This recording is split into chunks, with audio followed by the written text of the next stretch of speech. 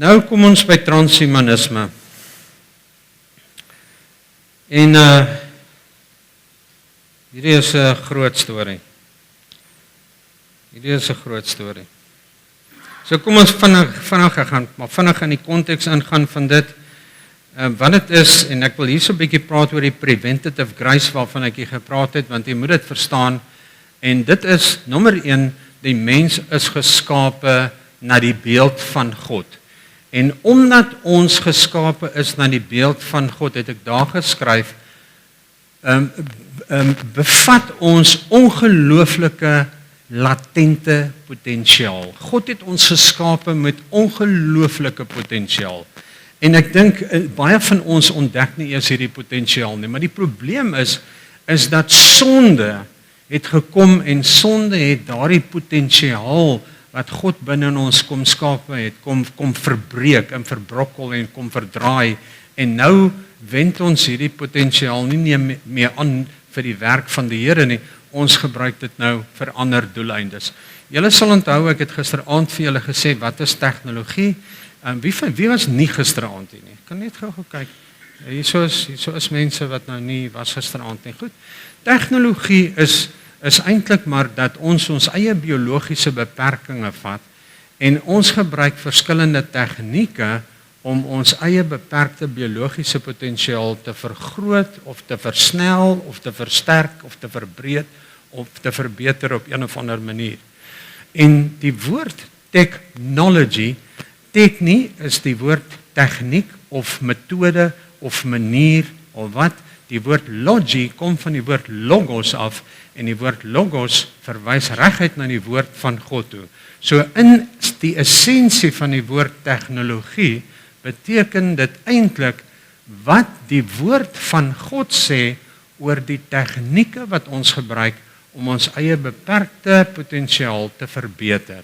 En daarom kom ek terug by daai eerste punt wat sê, en God het binne in ons ongelooflike latente potensiaal ingebou, want God is die creator, hy is die almighty creator, en ons is sy creations, en omdat ons geskape is na die beeld en die gelykenis van God, het ons ook kreatiwiteit, en ons kreatiwiteit is 'n uitdrukking van wie God is, ons maker.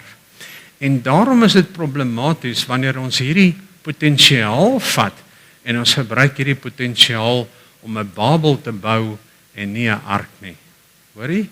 En dit is 'n groot probleem. So, ons gevalle natuur het veroorsaak dat ons hierdie potensiaal begin gebruik vir die verkeerde dinge. En omdat die mens begin het om hierdie ongelooflike potensiaal wat God in hom ingeskaap het, te misbruik, het God gesê, wag so 'n bietjie, ek beter grense stel hierso, want hierdie ongelooflike vermoë wat ek binne in die mens ingesit het om kreatief te wees, om te ontwikkel, om te innoveer, is hy besig om te misbruik. Dis so goed, ek vertrou jou met 'n klein bietjie kernkrag. Ek gee vir jou so 'n klein bietjie verrykte uranium. En in plaas daarvan om verantwoordelik daarmee te werk, kom almal nou by mekaar en hulle sê, hoorie, ons bring almal ons klein stukkie plofstof en ons sit dit by mekaar, want ons wil 'n groot ontploffing veroorsaak. Ons is nie tevrede met die klein bietjie krag wat ons het nie. Ons gaan dit saam sit en ons gaan 'n groot ding maak. En dit was die rede waarom God 'n opdrag gegee het vir Babel in Genesis 11, waar hy gesê het, luister hier, julle moet versprei, want hierdie potensiaal wat ek vir julle gegee het, is nie bedoel om gesentraliseer te word nie. Hierdie potensiaal is bedoel om oor die hele wêreld uit te gaan en dit moet die skepping bevoordeel, dit moet die wêreld bevoordeel, dit moet meer mense bevoordeel, maar wat hierdie Babiloniërs sê, hulle het gesê, nee, ons bring dit hier by mekaar. Ons bring elkeen die ou stukkie wat God vir ons gegee het, die creators potential, bring ons by mekaar, en wat wil ons daarmee doen? We want to be a God. Ons wil vir onsself 'n naam maak. Jy hoor die gevaar. So wat sê God nou? God sê nee, ek sal moet iets doen. ek sal nou die trip switch moet afsit. Ek sal 'n stop moet bring aan hierdie ding en dan tree hy in die verhaal daar in. Nou, en dit is waar ek kom by hierdie gedeelte en by jou preventative grace. Ek het eintlik 'n baie breë opsomming gemaak daarvan wat ek nie ingesit het nie terwille van tyd. Maar hierdie is 'n kort opsomming van die grense wat God gestel het. En God het gesê, maar die mens se lewensduur gaan ek nou beperk. Julle sal onthou van die ouens in die Bybel, ek dink Masaliel en van die ouens het tot 900 en ouer jaar geword. Nou ek wil hê jy moet nou vanuit 'n tegnologiese konteks en jy het nou klaar gesien die gevare van AI-ontwikkeling en waartoe ons beweeg met hierdie tegnologie. Nou wil ek jou gou hierdie vraag vra en dan antwoord jy hom sommer daar in jou eie hart. Veronderstel dat al die mense 900 na 1000 jaar oud geword het. Hulle het almal hierdie ongelooflike potensiaal van God gekry. En nou kom hulle en hulle vat die kumulatiewe inligting wat hulle gegenereer het oor 'n tydperk van 900 na 1000 jaar. Een mens het amper 1000 jaar om te leer. Wat dink jy is sy potensiaal nou? Nou kom hierdie mense wat so oud geword het en hulle kom almal en hulle kom sit hierdie wysheid bymekaar. Hulle kom sit almal hierdie vermoë bymekaar. Kan jy jou indink wat die skade sou gewees het? So God kom tree preventative, voorkomend op. En hy vestig 'n voorkomende genade. En deel van hierdie voorkomende genade is dat julle kan nie op een plek by mekaar bly nie. Hoe gaan ek dit regkry? Ek verwar julle taal, gee vir julle elkeen julle eie taal, gee vir julle elkeen julle eie kultuur. Hardloop ons uit mekaar uit.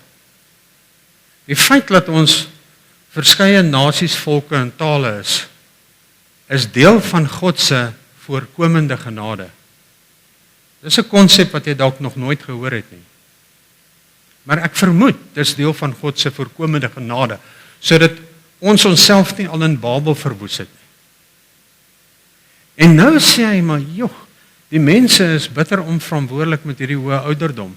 Wat doen hulle met hulle kumulatiewe wysheid, hulle kumulatiewe kennis? Kom ek beperk hulle leeftyd. As jy gelukkig is, sal jy 80 jaar lewe. Dis wat die Bybel sê, is dit nie waar nie? Verder verwar hy hulle taal, sodat ons nie almal dieselfde taal praat nie. En dan sê hy vir ons, julle kennis sal ook maar beperk wees. Julle sal nie kennis soos God hê nie, daar sal nou 'n groot skeiding wees tussen the knowledge of the creator en die creature. Onthou jy wat sê hulle in Babel? Hulle sê ons sal vir onsself 'n naam maak. Dankie. Dankie vir jou, Here. Maar ons sal vir onsself 'n naam maak. Ons wil nie jou 'n naam hê nie, ons wil ons eie naam hê. Ons gaan een maak. Dis wat hulle sê. En dan hulle mortality, natuurlik hoe sterf, hulle sterflikheid. Hulle raak siek, hulle gaan dood. Hulle leef nie vir altyd nie, hulle kan nie alles oorleef nie, en dis meer. En daar's nog 'n hele klompie van hierdie goed. So dis alles deel van God se preventative grace. Nou hoekom noem ek hierdie dinge vir jou? Want transhumanisme kom en sien al hierdie dinge as 'n probleem. Vir die transhumanisme is biologiese sterflikheid is 'n tegnologiese probleem wat opgelos kan word. Hoor mooi wat ek vir sê. Die feit dat jy oud word, die feit dat jy kan siek word, die feit dat jy beperk is in hoeveel kennis jy kan dra, word deur transhumanisme gesien as 'n probleem wat met tegniese kennis uitgeskakel kan word. So die transhumanis se plan is om 'n mens te kan maak wat onsterflik is, wat al die kennis bevat, wat een taal kan praat, en wat al die boundaries, al die grense wat God daar gestel het, kan transcendeer. Met ander woorde, hulle bou hulle eie God. En nou kan ons sien dat die redding van die mens is Jesus Christus. Vir die transhumanist word Christus vervang met algoritmes. Ons kan Christus vervang met die regte tegnologie. Ons het nie Jesus nodig om vir ewig te lewe nie. Ons het 'n tegnologiese breakthrough nodig om ewig te kan lewe. En dit is die essensie van die transhumanist gedagte. Is dat ons met tegnologie wil doen wat die woord gesê het net Christus kan doen. So transhumanism is in sy hart presies die gees van Babel. Ons gaan ons eie verlossing bewerkstellig. Ons gaan ons eie ewige lewe genereer. En ons wil nie beperk word met 80 jaar nie. Ons wil vir ewig lewe. Ons gaan ons nie beperk met ons beperkte denke nie. Ons wil ons denke vergroot. Ons wil meer weet. Ons wil nooit vergeet nie. En ons wil vir ewig lewe. Maar ons wil ons eie kriteria bepaal om dit te doen. What we do now is that the ultimate limits to information processing in machine substrate lie far outside the limits in biological tissue. This comes down to physics. A biological neuron fires maybe at 200 hertz, 200 times a second. But even a present-day transistor operates at a gigahertz. Neurons propagate slowly in axons, 100 meters per second tops. But in computers, signals can travel at the speed of light. There are also size limitations, like a human brain has to fit inside a cranium, but a computer can be the size of a warehouse or larger. So the potential for superintelligence kind of lies dormant in matter. Much like the power of the atom lied dormant throughout human history, patiently waiting there until... Okay, eenvoudige videoetjie, maar wat wil ek vir jou daardeur sê? Wat sê hy hierso? Hy sê inligting travel in jou brein teen 200 hertz. Dis baie stadig in vergelyking met die spoed waarteen tegnologie en data oor die internet en oor hierdie plekke kan beweeg. Ons wil vinniger data hê. Ons wil meer data hê. Hy sê biologies word ons beperk met 'n brein wat in hierdie klein doppie inpas versus 'n komputer wat so groot soos 'n rugbyveld of selfs so groot soos 'n dorp kan wees. So ons kan ons eie potensiaal baie groter maak. Ons kan ons tegnologie gebruik en ons kan hierdie beperkte vermoëns wat ons het, kan ons eksponensieel vergroot deur middel van tegnologie. Hoor jy waartoe beweeg ons? Maar nou die probleem is, hier ontstaan nou 'n groot gaping. Inligting is besig om eksponensieel voort te gaan en vinniger te ontwikkel as die mens, want die mens se vermoë om te ontwikkel is baie stadig. Ons leer stadig, ons onthou moeilik, ons vergeet goed. En dit veroorsaak 'n baie groot gaping tussen waar ons nou staan met baie gekompliseerde datameganismes en die stadige snelheid waarteen die mens ontwikkel. So hier's nou 'n groot gaping en hierdie gaping word eksponensieel groter elke sekonde. So wat gaan ons doen to bridge the gap? Daar's 'n maklike oplossing. Ons kan dit doen met tegnologie, want jy sien tegnologie verhoog ons potensiaal. So hoe gaan ons dit nou doen? Ons ontwikkel goed soos brain-computer interfaces, BCI's. Neural netwerke soos wat Elon Musk maak en ander dinge. Ons het ewe skielik nou 'n dringende behoefte om die mens te upgrade sodat die mens kan tred hou met die geweldige pas waarteen tegnologie beweeg.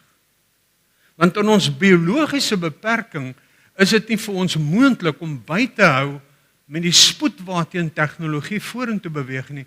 So ons sal iets moet doen aan hierdie beperkte biologiese raamwerk om hom te verbeter, om te kan byhou met die tegnologie. En dis waar cyborgs en transhumanisme inkom. Nou ek wil net gou terugvat hier na Babylon toe. Want hier in Babylon sien ons, en as jy nou hier die storie gaan kyk in Genesis 10 en 11, dan sien ons, en ek gaan fokus net jou aandag op die heel onderste twee. Jy sien aan die een kant sien jy Sem se twee seuns, Joktan en Peleg aan die een kant, en dan sien ons Joktan se nageslag is die Babiloniërs, Babylon, en Peleg se nageslag is Abraham.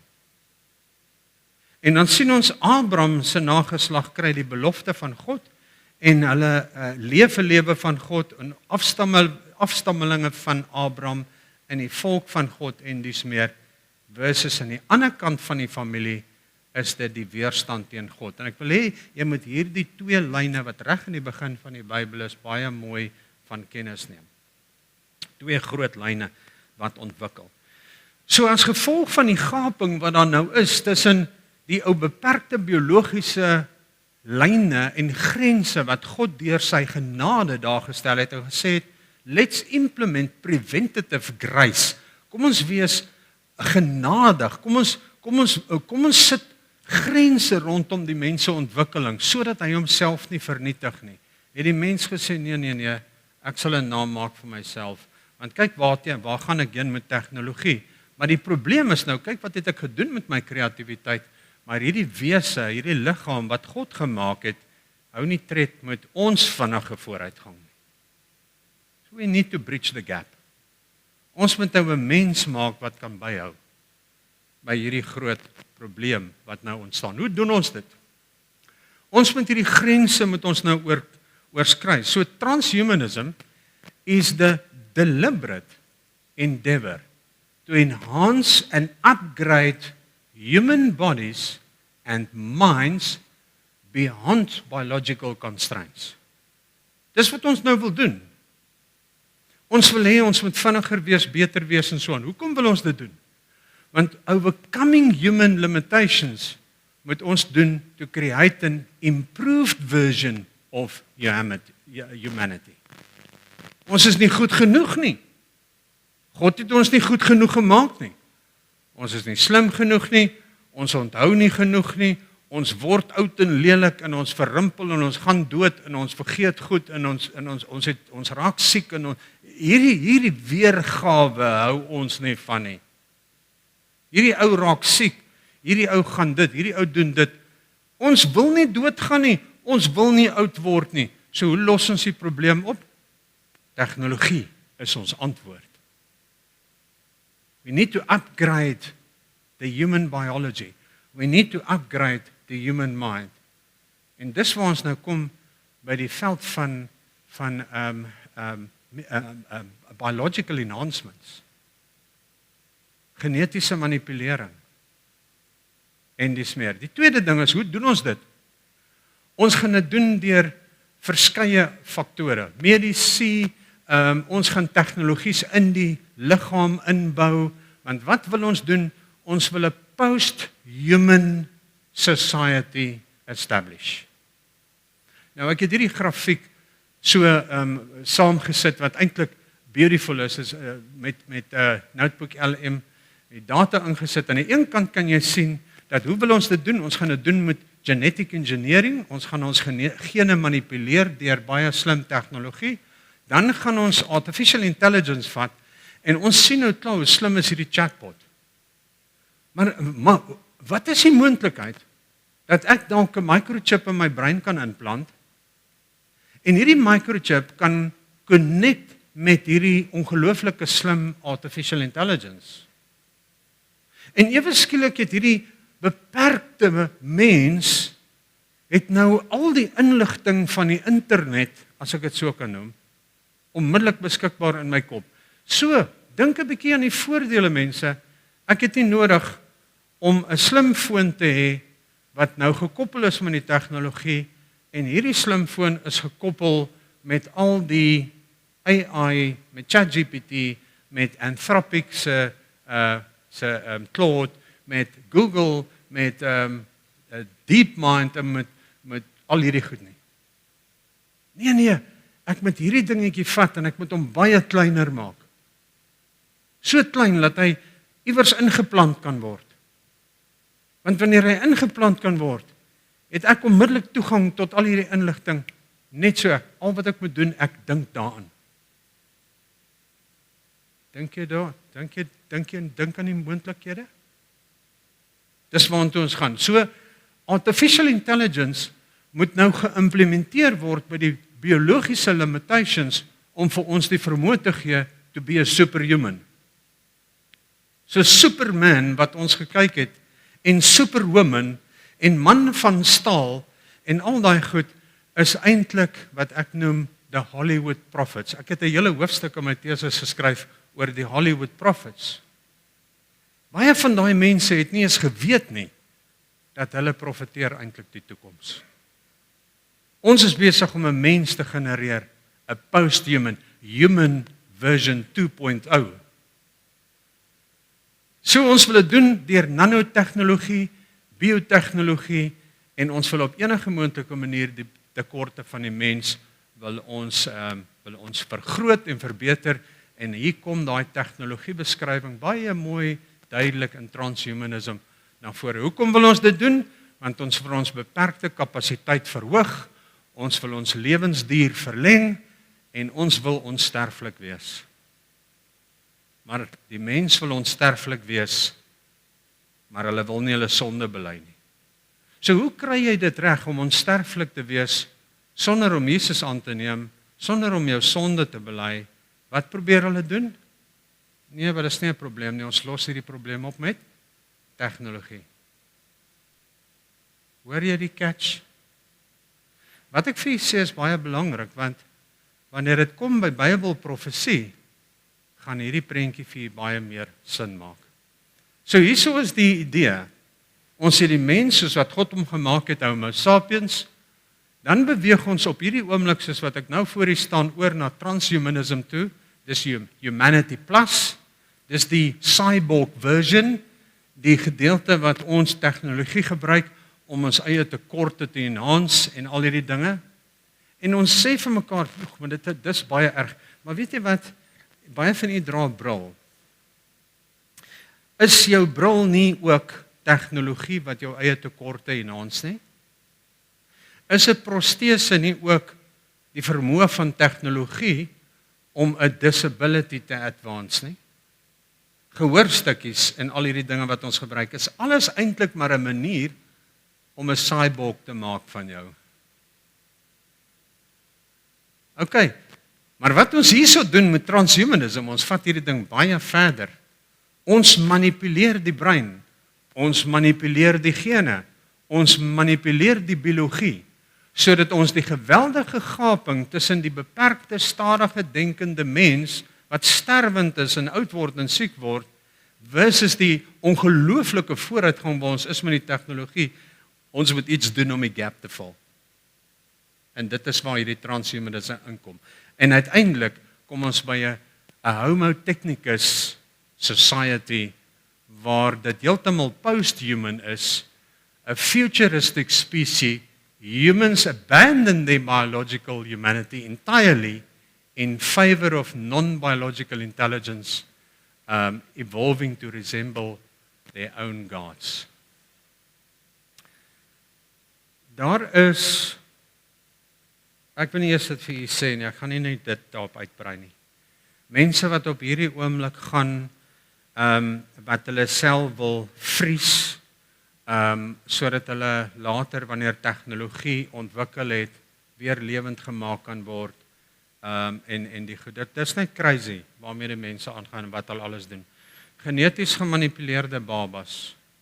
Mense dink 'n bietjie so daaraan, dat ons op hierdie stadium ondersoek ons die moontlikheid en dit word gedoen, waar babas geneties gemanipuleer word, sodat ons nou eintlik 'n mens kan bestel soos wat ons hom wil hê.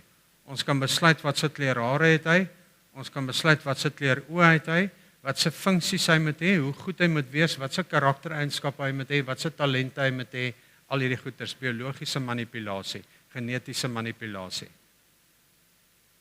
Ons is daar. Ons is reeds daar. Sien nie hoe ver beweeg ons weg van God af? Sien nie hoe ver beweeg die mens weg van die Here af? So ons is hier so in 'n ethical fracture. Ons hele etiese identiteit is besig om af te breek. Die beeld van God is besig om te verbrokkel in die mens. Despite the utopian promise, the transhumanist goals remain unmet.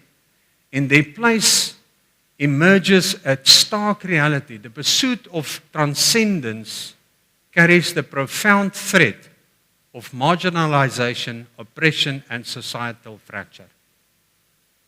So die mens kry dit uiteindelik reg om baie van hierdie doelwitte te bereik. Maar ongelukkig wanneer hy dit bereik, dan kom hy agter hy's nog steeds sonder God.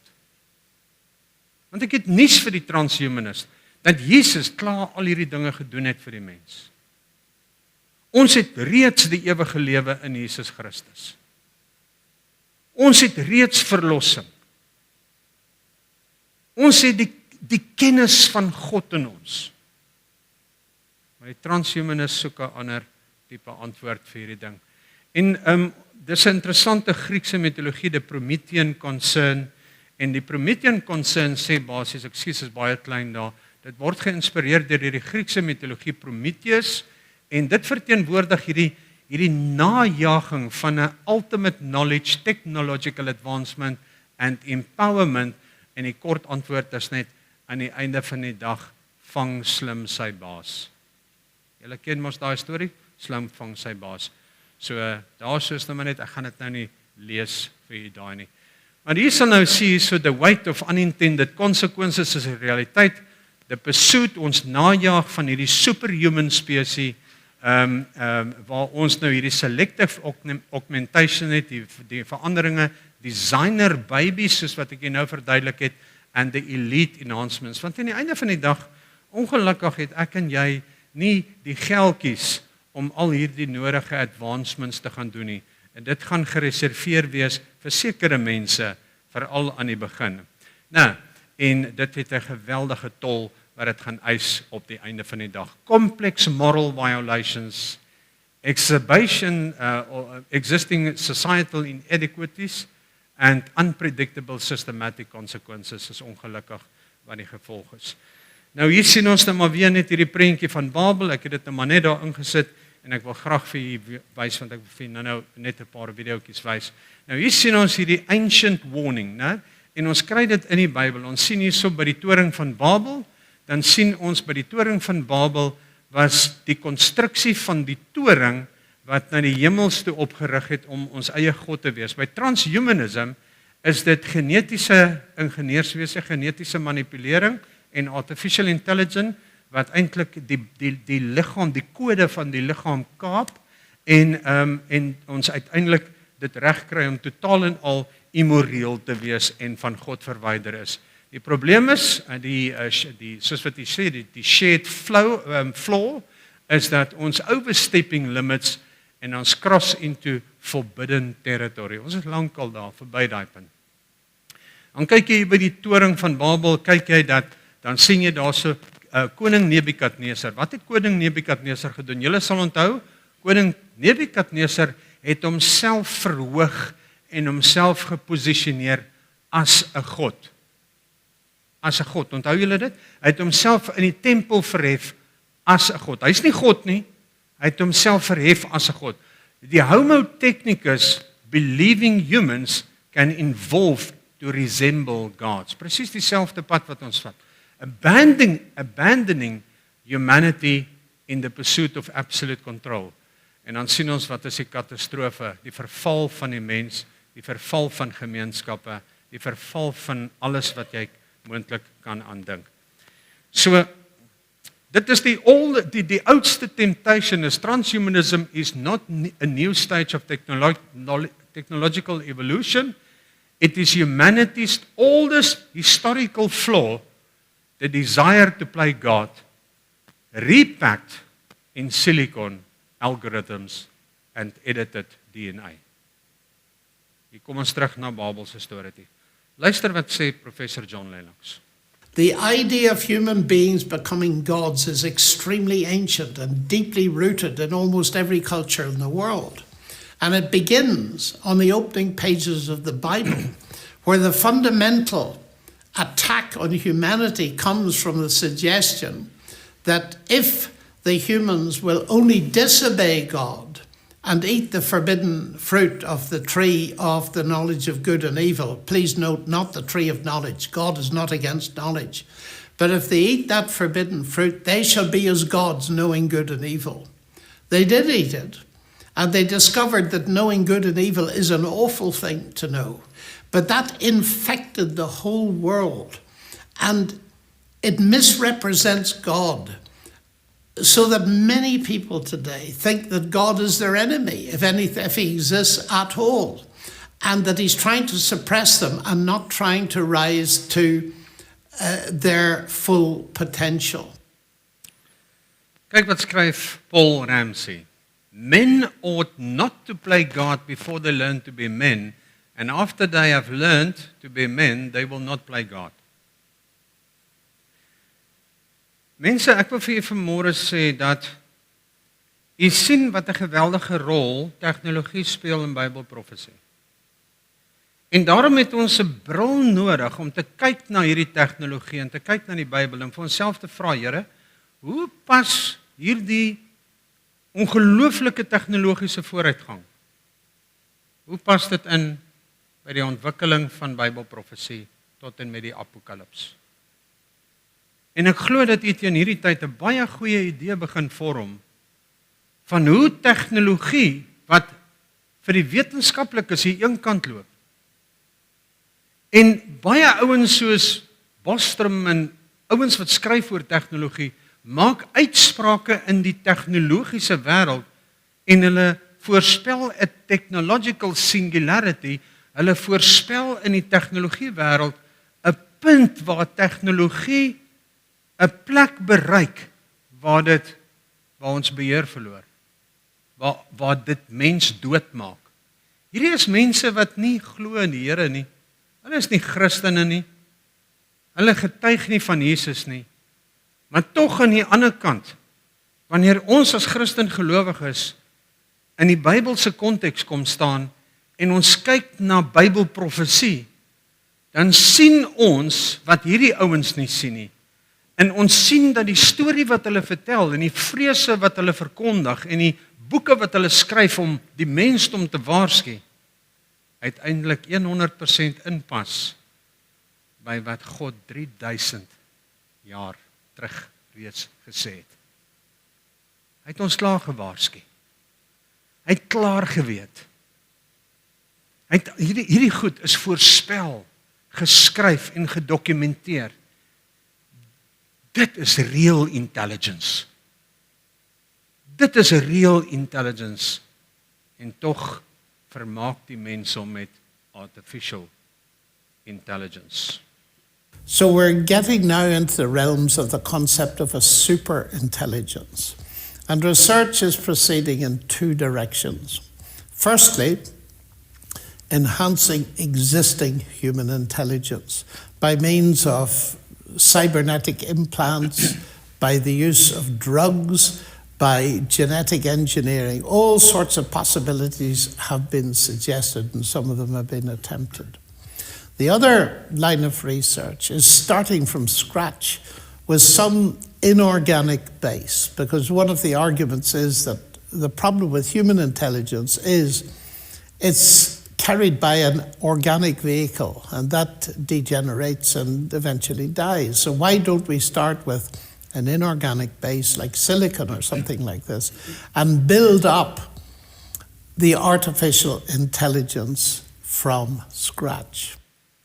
Goed, kom ons kyk 'n bietjie na hierdie ding. Ek gaan vinnig oor dit gaan en baie van hierdie goed het ek al reeds bespreek en ek wil hier nou nie te lank nog aanhou nie.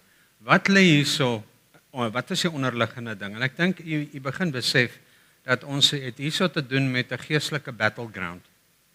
Ons het hier te doen met 'n groot stryd tussen lig en duisternis. Selfs wanneer dit kom in die ontwikkeling van tegnologie, bioengineering, DNA en genetiese manipulering en al hierdie klas van goed. Daar is 'n groot stryd en hierdie stryd is reëel. En 'n groot deel van hierdie stryd is verpak in ons innovering op tegnologiese gebied. Nou, ek het hierdie pragtige prentjie, kyk hoe mooi lyk dit daar, maar dit sê basies eintlik dat wat ons wil doen, ons wil nie graag doodgaan nie. Ons word eintlik geforseer om tegnologies aanpassings te maak sodat ons nie doodgaan nie, sodat ons nie oud gaan nie, en dit dryf hierdie hele transhumanism beweging. Daar is nou maar net 'n samevatting van die groot dinge. Die applied reason, ons koppe is te klein, so hoe gaan ons meer inligting kry?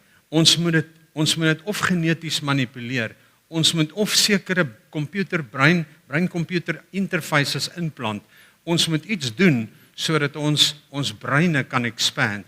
Onthou jy, ek het vir julle gesê dat daar nou al gespesialiseer en gepoog word in tegnologie waar jy, wanneer jy hierdie brein-computer interface het, is die moontlikheid daar dat jy in die toekoms dalk jou gedagtes kan download op 'n hard drive. Met ander woorde, wat jy daarmee kan doen, is dat jy jou hele mind kan download en dat jy hierdie mind wat jy gaan download, kan jy weer upload binne in 'n komputer of binne in 'n rekenaar of binne in 'n onsterflike of in 'n robotic body. So jy kan nou jou menslike brein, luister mooi, aflaai op 'n harde skyf en dit inlaai in 'n robot en dan voortbestaan in hierdie robot. En dit is die doelwit van transhumanism. Hoe klink dit vir julle? So genetic engineering, whole brain emulation, cyber genetics, want ons liggame is ook nou beperk, ons moet die goed alles upgrade en ons doen dit deur middel van tegnologie. Daar is net 'n prentjie van die brein upload, so met ander woorde, hierdie tegnologie wat gebruik word, waarin daar gespesialiseer word, waar die funksies van die brein eenvoudig gevat word, en dit word deur gesofistikeerde tegnologie gecapture, en dan in 'n database word dit gestoor. So ons sien hierdie beweging, 'n interessante ding daarso, die Whitcoe effek, ek gaan nou vir julle verduidelik wat dit is. So ons het hierdie totale idee van hoe ons onsself gaan verbeter, ons het hierdie veranderinge wat plaasvind, en as julle hier onder sien, ons by A, die human perception, dis waar ons is, maar kyk 'n bietjie waantoe AI ons vat. Dis absoluut next level. Goed, daar is 'n klomp gevolge, ek gaan nie nou daarop in nie terwille van tyd, maar ek dink dit is maar net hierdie conscious traps, soul harvesting, want ek dink as jy nou begin om te dink daaraan om jou hele wese op te laai op 'n harde skyf, soul harvesting en allerhande sulke goeters doen, demoniese integrasie is ongetwyfeld 'n groot kernpunt, want onthou, transhumanism in sy hart en siel is weerstand teen God, rebellie teen God, so ons weet die duiwel is in dit. Die Whitcoe effek is vir my 'n baie interessante stelling wat ek raak gelees het, ek noem dit vir, ek gaan nou vinnig oor hierdie goeters, maar dit is 'n contagious, aansteeklike siekte of the soul that operates through humanity's unconscious blind spots. It renders individuals oblivious to their own foolishness while compelling them to act against their own best interest. Kan jy sien, ons doen dit elke dag. Ons dink ons doen goed, daar's 'n weg wat vir die mense reg lyk, maar die einde daarvan is die weë van die dood. Daar's net van die goeters wat ek bietjie saamgevat het. Ek gaan nou nie daaroor praat nie.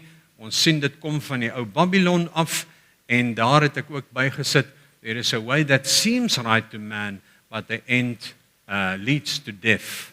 En dan Matteus 15 vers 19, for out of the heart comes evil thoughts, murder, adultery, sexual immorality, theft, false testimony, slander en al hierdie klas van goed. En ons kan alles in transhumanism inlees. Daarso is net so 'n bietjie van 'n opsommingkie, die twee verskillende roetes, die een kant die transhumanist condition en dan die soos die Bybel dit sien, aan die transhumanist kant is dit digital immorality. Ons gaan onsterflikheid genereer deur biologiese en genetiese manipulering en gevorderde tegnologie. En Jesus sê nee, ewige lewe kom deur die opstanding en die dood van Jesus Christus. Aan die ander kant, aan hierdie kant sien transhumanist dit as dat die mense liggaam gaan sterf, ons moet dit vervang met hardware, ons moet dit regmaak, Aan hierdie kant sê die Bybel, die mens is die tempel van die Heilige Gees. Aan die transhumanist kant, applied reason, artificial intelligence. Aan die geestelike kant, the indwelling presence of the Holy Spirit. En dan aan hierdie kant die siekte, biological decay, aging and insufficiency. Aan hierdie ander kant, wat verwoes die mens? Sonde, soul, by jou siel wat gedisconnect word met die Here, en hierdie Witiko spirit, met ander woorde, die mens wat sy eie sonde regverdig en aanhou net daarmee. Ek gaan net vinnig deur hierdie goeters, want ek gaan môre 'n bietjie daaroor praat, en ek wil graag net hier vir julle so 1 of 2 videoetjie wys. So ek gaan net so vinnig oor van hierdie goeters gaan. Weereens die uiteindelike battleground is maar net oor die mens se siel. AGI, whose agenda is largely driven by atheists, so far as I can see, is raising perhaps the deepest question of all that we face today. What is a human being? What dignity, what value, what rights does a human being have? So dis waar ons eindig vandag met hierdie gesprek.